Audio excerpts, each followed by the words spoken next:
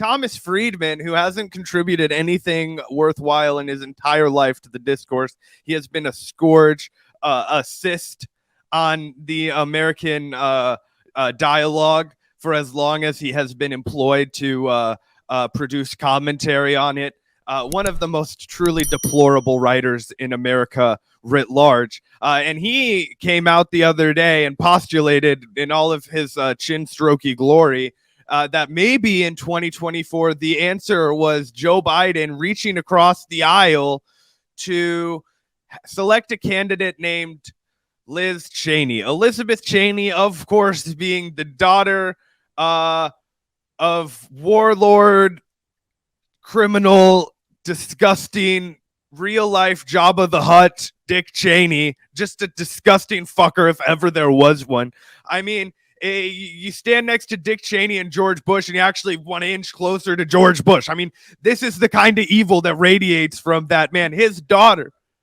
Yeah, you have all of that going down. And now you have a guy like Andrew Yang contributing to the discourse, something that none of us needed, none of us wanted, that nobody asked for. And we were sitting here just yesterday morning, and we were talking about this infamous tweet, and Gavin was like, I don't have anything good to say about this. I'm just going to tell him to shut the fuck up. But yeah, really unbelievable from Andrew Yang here, because like you said, Zach, pretty much everyone was roasting the hell out of this article suggesting that, Biden pick Liz Cheney as his vice president. I like how they're just assuming that Kamala won't even be part of the ticket anymore, by the way. It's just like, anybody but fucking Kamala, let's get a Republican. Who gives a shit? Right, everyone was mocking this article suggesting Biden and Cheney. But here comes Andrew Yang. I like the Biden-Cheney 2024 suggestion because at least it would be Dems thinking outside the box. The point being a crossover unity ticket of some kind.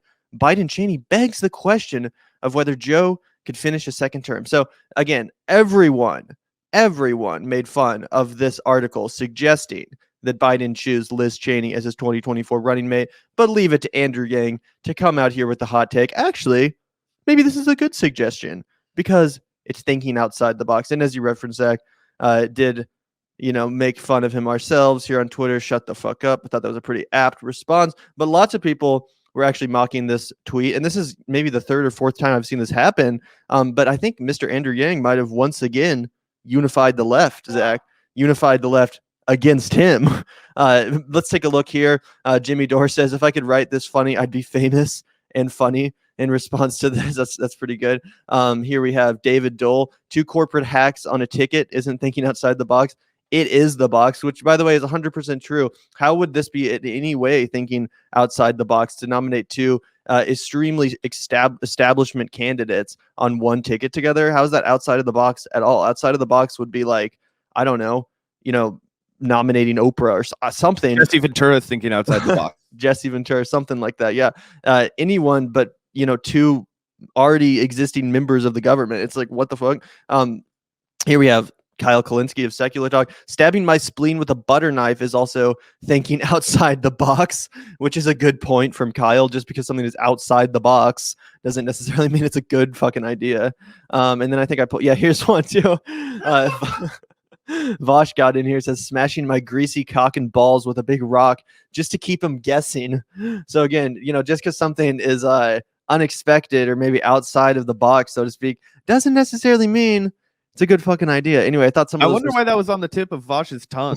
Smashing his greasy balls with a rock. No, I'm just kidding. But yeah, no, it's fucking crazy to me that whenever Andrew Yang seemingly, like, we were just trying to give the guy credit the other day for saying something good, and now I can't even remember what the fuck it was. It was something like relatively innocuous, and it was I can't even remember what it was about. How the Democrats screwed Bernie. Oh yeah, he had a decent tweet about how the Democrats screwed Bernie, and everybody was roasting him for that. And we were like, okay, Andrew, this is actually one of the few decent things that you've said. Right back to dog shit. Right nosedive back to dog shit. It was how his entire mayoral race went. He would say something that you're like, you know what, Andrew, this isn't the dumbest shit you've ever said in your whole life. And then, bam, more of the dumbest shit you've ever heard in your entire life. Of course, New York is basically Israel. Like, no, it's not. It's America. It's not basically Israel. Like, what are you talking about? That's racist, by the way, to say that. Yeah, it's total insanity. El Paso is basically Mexico. Yeah, but again, I do find it hilarious how pretty much everyone from across the spectrum, at least on the left, has unified in calling out this for the tomfoolery that it is. Again, just a total L from Andrew Yang once again. And also, I like how, we reported on this over at the Vanguard about how he dropped this video on his channel, hinting another run for the presidency, teasing the news that in the near future, we're all going to get the news that Andrew Yang or someone in the forward party is going to be running for president in 2024. No one gave a shit. No one gave a shit. Absolutely no one in the media cared. I didn't see any segments on it, any videos about it. So I think that's a clear sign of his relevance and where he is as far as his political ambitions.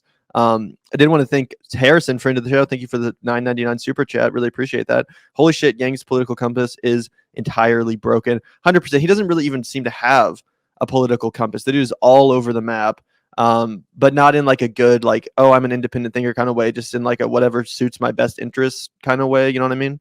Yeah, it's that disruptor energy, bro. That's exactly what I get from this. It's like prioritizing everything that's like outside the box, regardless of like its harm, its validity, it's like fucking at all seriousness. Like that's what Silicon Valley thrives under. It's like throw something like completely crazy at the wall and then everybody will invest $1 billion in it and hope it doesn't fail. Like, like let's all work together in office buildings that are way too expensive. Yeah, let's do that. We'll give everybody coffee at work. Yeah. Here's $1 billion. Okay, great. The feng shui is really good in here. Like that's how Silicon Valley works. It's like you didn't modernize office building. You made it more expensive, more elitist, and more bullshit. Okay, that's exactly what Andrew Yang's policies are. Sometimes it results in him like, getting on like first, maybe second base, but the dude's always fucked himself before he rounds third. You know what I'm saying? He's never had like a serious home run idea. His best being, yeah, we should give everybody healthcare, which he immediately fucked up and said, oh, we're not going to do that anymore. I have the spirit of Medicare for all in my heart, whatever the fuck that means. And then he pivoted on, or didn't pivot, his UBI plan, gutted social safety net. So, whatever, right? But he's never had the full fucking the nuts, you know what I mean? The way to get all the way there, as they call it in poker, right? So yeah, fuck Andrew Yang. He's a real piece of shit. I hope he keeps embarrassing himself for our sake because he's clearly a non-serious political threat. His, a teaser third-party video got like 7,000 views on YouTube. I'm not sweating his political chances. So yeah, keep giving us fodder, Andrew. Yeah, it's truly astounding how Andrew Yang just keeps getting worse, keeps getting cringier. Seemingly every day he just wakes up and he's like, how can I top myself? How can I out cringe my last take? And he keeps finding a way to do it. I'm looking forward to seeing what comes next from Andrew Yang. As you guys know, I highly recommend following him on Twitter for just daily cringe. It's so great.